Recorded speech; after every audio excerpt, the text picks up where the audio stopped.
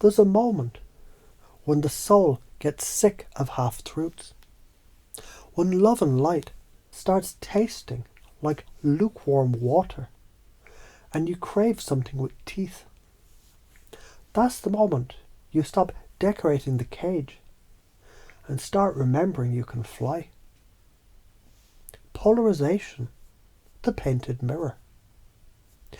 Every time you split the world into heroes and villains, you're slicing your own reflection. You forget that light and shadow share the same sun. It's like standing before a prism and insisting on only seeing red. But the moment you breathe through the tension, you realise every argument, every conflict is a call to integrate. Energy seeks wholeness. The universe abhors division. Science calls it homeostasis.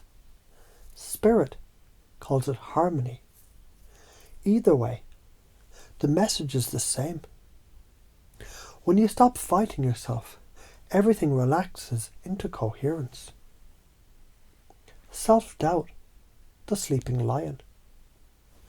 Imagine a lion cub pacing in circles, thinking, I must practice being brave before I roar.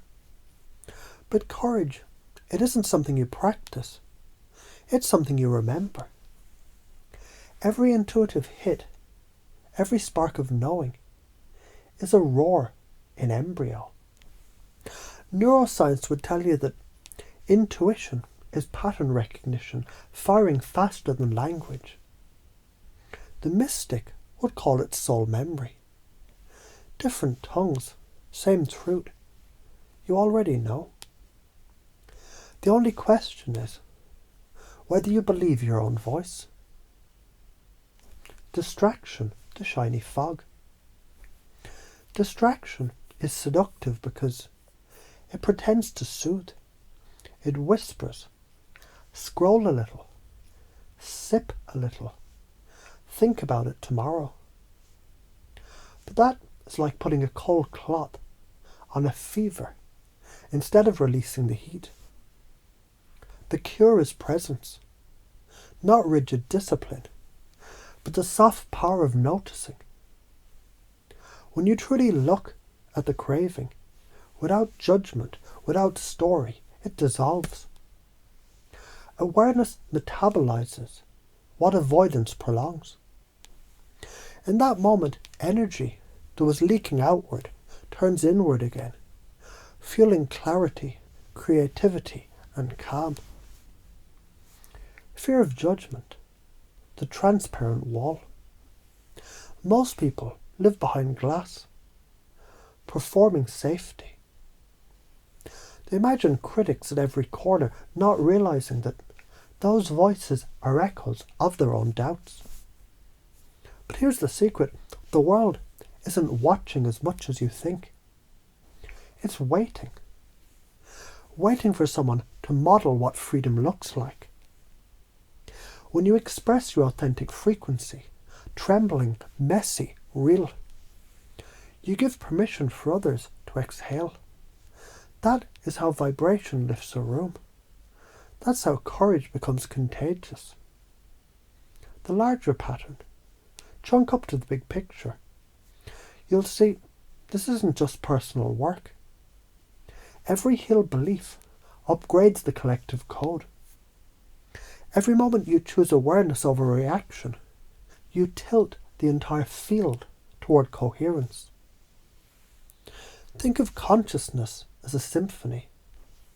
When one instrument tunes, the orchestra adjusts. That's physics, resonance, entrainment, morphic fields.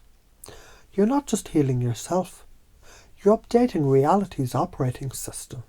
And if you don't, that's not damnation, it's recursion. Life repeats the same lesson until the frequency stabilizes. Karma isn't cosmic punishment. It's the echo of unfinished understanding. The volume turns up until you hear it. So when you feel lost, Start with pacing. Yeah, this is chaos. Yeah, I'm human. And even here, there's guidance humming underneath that noise. That's how you link the current state to the desired one. Breath by breath, choice by choice. Soon enough your intuition becomes less like a whisper and more like gravity, unavoidable, trustworthy, real. You're not here to polish platitudes. You're here to evolve consciousness by living as proof that wholeness works.